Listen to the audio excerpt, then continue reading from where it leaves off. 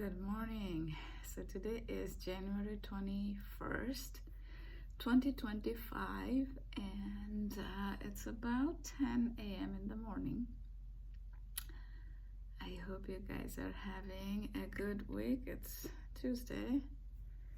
It's kind of cold, so I'm wearing my flannel shirt. It's kind of cozy. Flannel shirts are pretty cozy, so I like them. So today I wanted to talk more about gratitude, and later I'll make a one-day challenge also around gratitude. Gratitude has been a big part of my practices. This is a gratitude wall if you are new here. That has been a life-changing experience with many other life-changing experiences that I had in the past decade, I would say.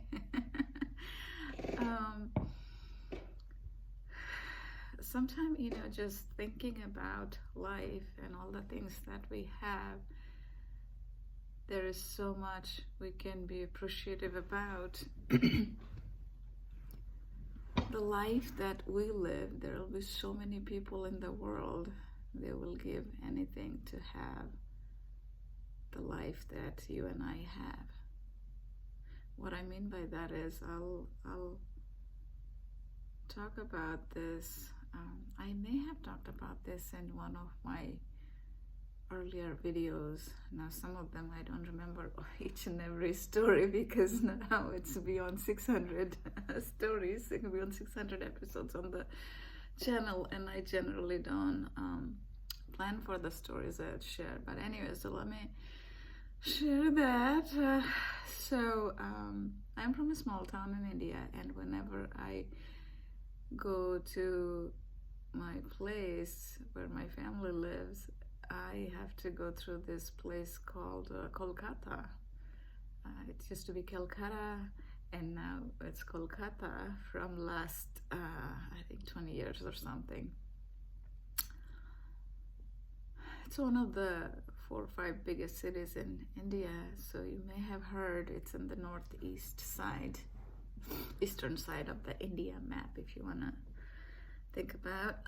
So I don't remember the exact year, but I remember it was during, I think I went from here. It was for a trip when I went, and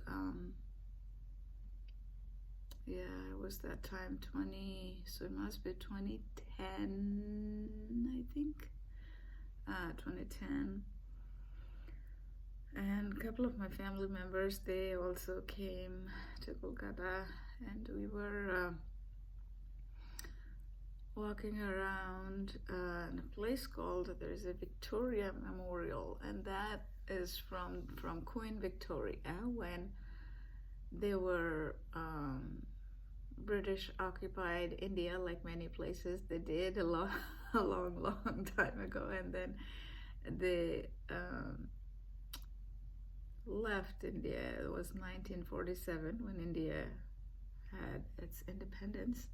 So anyway, so Queen Victoria was very nice, so they have this nice memorial for her, and people go and see those places, see that memorial, and it's one of the very famous place in Kolkata. So if you ever go, you want to see that, and I think you can't miss it because it probably is the most popular in Kolkata. So anyways, we saw that, and in front of that there's a big, huge field, and around that field, because India has some richest people on the Forbes list, at the same time India has very poor people. You may have seen the movie Slumdog Millionaire, and so in that movie they show how some people, they live in slums and they don't have houses, and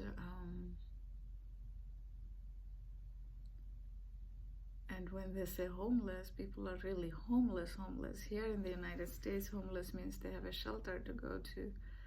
Now I understand in this country the cold can be unbearable if people are outside and it is so cold people can die. In India, fortunately, it doesn't get that crazy cold. The coldest it gets is probably what you'd experience in November, early December or something. India doesn't have snowfall, only in the very top north part of the country, Kashmir, around that place. I've never seen snow when I was in India, and now outside of my house I can see that there is snow still sticking in the ground. Anyway, so in front of that field, my family and I were walking around, and that picture is still so clear. I saw that some families, they're cooking their meal, their fire, and they had a blue tarp next to that. So the blue tarp was like a temporary place for them to stay there. So there are a lot of poor people like that. They don't have houses, and they try to stay wherever they can, and then they make fire with the woods and stuff, and they cook food, and they may not even have a meal every day.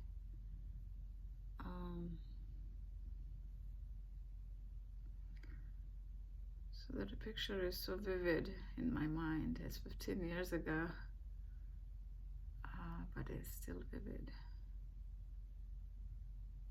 And what happens is those are not permanent living situation for them. What happens is the authority, the police, they come and tell them to go away from there, and they go wherever they can find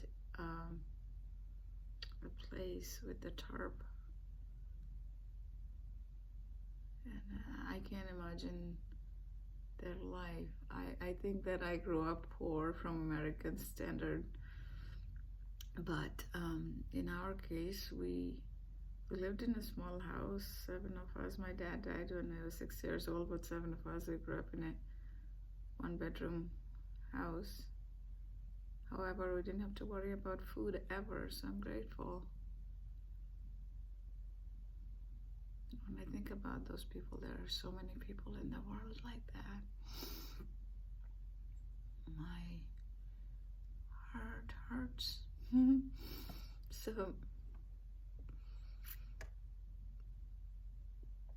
you know, there is so much pain and suffering in the world. So you think of that, our little suffering in our life, especially if we're in this country, in the United States, pales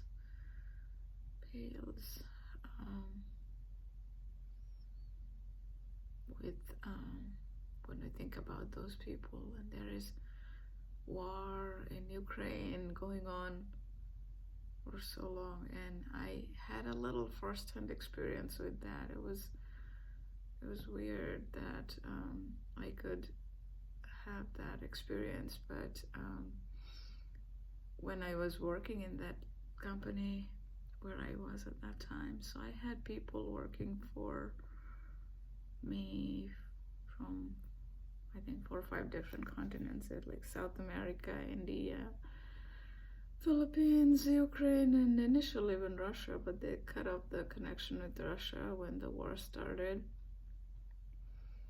and Poland, and people, of course, from here. Anyway, so I remember one of the guy who worked for me, he was in Ukraine, and he was in Kyiv. And when the war started, that afternoon, our business pushed for some work, and he didn't have to do that, but he stayed late, finished that work, and so he missed the last flight from Kyiv, and that is the day the war started. And so next morning I was very worried about him. He was from a contractor company. I was very worried about him, and I've never met him in person, just from the video one-on-one meeting we used to do every week or every other week. And then I always cared for all my people, so we built that connection. And so next morning I didn't hear any message back or anything, so I was kind of reaching out to the company if they knew his situation, because they had a lot of employees from that contracting company working for our company. Our company was the client company, and they were all trying to figure out, and I couldn't hear until the afternoon, I think, of that day, or the day after. So what ended up happening is he and a few other people, they drove towards Poland, but they didn't go to Poland. I think it's called Lviv or something, one of the state, I guess, if they call them state there. That was his family's place.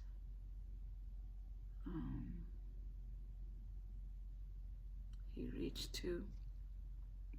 Anyway, I won't share any more specifics because I don't think but he was okay. But the point is that I had so much worry, and I thank God that nothing happened to him, because I would have been, I wanted to protect him from the push from the business, because ours was the IT team, and when business came up with something, we would have to deliver. However, if business didn't come on time, it's not our responsibility for the people to stay up late and do that. And he stayed up late till 2 a.m. or something and did the work. And I told him he didn't have to, but he wanted to be a good employer and all that. So anyway, so that's how some of the Ukraine war, you see it in news, but sometimes when you feel it personally, it makes you realize that how people have so many different or difficult life, that they would give so much to live a life that you and I have. And we can be grateful for that.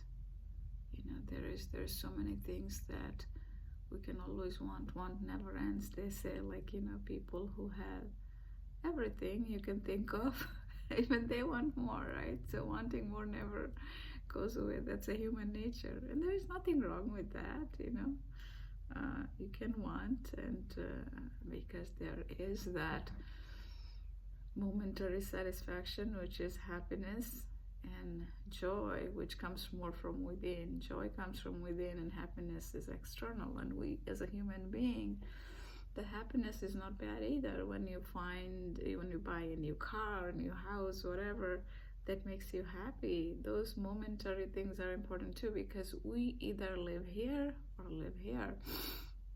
And the normal state for a majority of the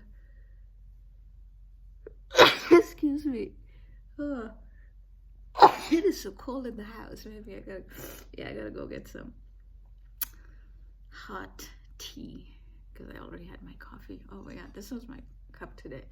Find joy in everyday blessings. Find joy in everyday blessings. And you guys know that I use these cups with the nice motivational writing. It kind of works as a good reminder for me. So, so yeah, just think about it. Whatever you're going through in life and midlife, if you had some loss or challenges you're going through, whether it is relationship related challenges, career, or health, there's still something that you can be grateful for.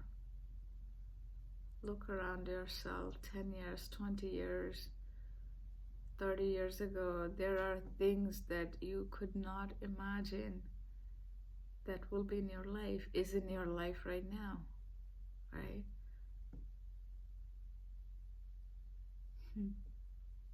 Just reminded me of my childhood. And so yeah, go back in time and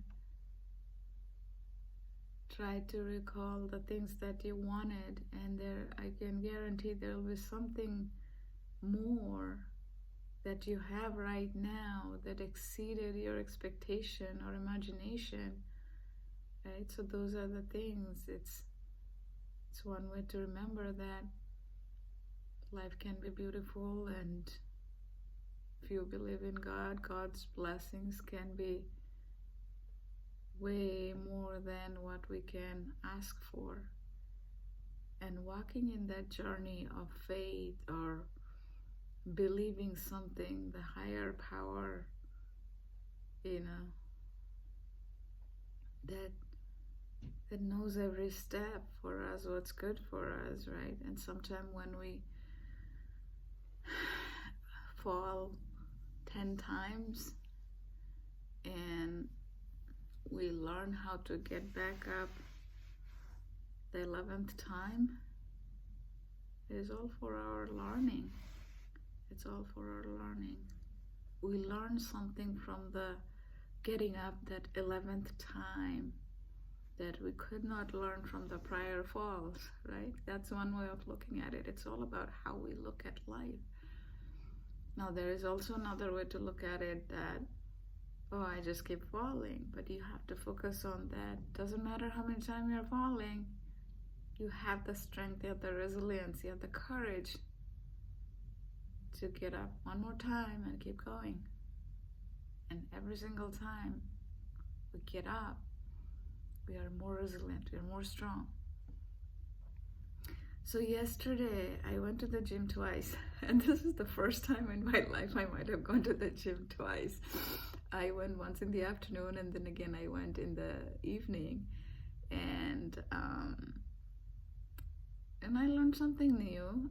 So what I learned is that there are different reasons why I ended up going twice, but I'm not going to share the whole details. But anyway, so in the morning I ran about 1.5 miles, and in the in the afternoon, early afternoon. And then at night when I went, I ran, it was run and walk, more walk than run, I would say, because it was a long time. And then in the evening I did 2.5 miles. So altogether I did 4 miles, which was first for me. Before that, whenever I did it was only up to 2 miles or 3 miles, sometimes 1.5. But 4 miles yesterday was the first time. And if you have seen my video, that I set a target for half a marathon by end of this year if I can. But if I can, it'll be end of next year, or like sometime next year, by next year, 2026, and which is okay, because I don't want to create too much pressure for me in all areas of my life, because that's also, there has to be balance. But anyway, so yesterday I didn't plan for it, but I went there twice, and then it ended up in 4 miles. I had to get to 13 miles to get to half a marathon, right? So I was like, I can do it in 2 different settings, because I might end up doing outside or indoor, I don't know, but I'm practicing on the treadmill because it's easier, especially because when I'm outside it's so cold. So I'm like, because I was calculating in my head that if I were to do a marathon, I have to do 4 hours, 5 hours straight on a treadmill, that'd be hard. But then I figured that when I increase my speed, and then when I'm fully trained and I know how to, I can just do it in 2-3 different settings, maybe that won't be the right way to do, because when you are doing the marathon or half marathon, you have to do it in one setting. But for practice sake, I can, increase it that way, like from when I get to from 4 miles to eventually, let's say, 10 miles. So maybe I can start doing it at two or three different times, like, go run 4 miles in the morning and go run, I don't know, another 4 to 6 miles in the evening. And that's how I can train myself, and it'll be easier also to manage everything else in my life and do the run and walk. So that gave me that idea, the new perspective that I didn't think of before. And I share that because it's not only with our one area, the health, because there's 4 big areas in our life that kind of goes with, I think it's a little bit mixed with how Tony Robbins says, I don't know, I pull things from different areas. So there's 4 big areas. It's like when you're driving a car and there are 4 tires, and if one falls flat, life goes haywire. Because you can't drive the car, you just have to think about it. So 4. So the first, I'd say, your relationship, all your relationship with yourself is the most important thing, because you can be your biggest cheerleader, or you can be your biggest critic. So let me actually write it down. So relationship, I feel like a 4 quadrant: fun and finance, career, health. Okay, so 1, 2, 3, 4 is my post-it. So the first one is, I kind of go clockwise, a relationship with yourself, with your family, everybody in your family, your friends, your co-workers, whoever comes into your life, your church, your, I don't know, Toastmasters, whatever group you have. That's the relationship. And then it's the fun. This part is what gets missed in many self-transformation and other things that I have noticed. But this is our deepest desire. What I mean by fun is that what fills your happiness bucket. For me, it's the simple things. When I chat with my friends and have coffee together, that fills up at the same time. It could be those big trips, if I go to a different country for a trip. And the last year when my daughter and I, we went for little trips, even those are bucket fillers, happiness bucket filler.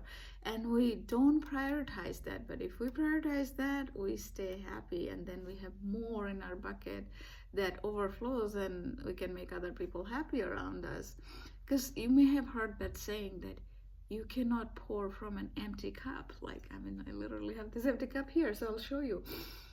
So if I have coffee, tea, whatever in it, when it's full, it's going to overflow, right? So people around it, I can give them some, and they will have the tea or coffee. But if it's empty, what am I going to pour? I myself don't have it. So if somebody asks for a coffee or tea, I'll be like, you go get it by yourself, because I don't have any. So literally that's what happens. And this is why it's so important to keep your happiness bucket full, and that gets deprioritized.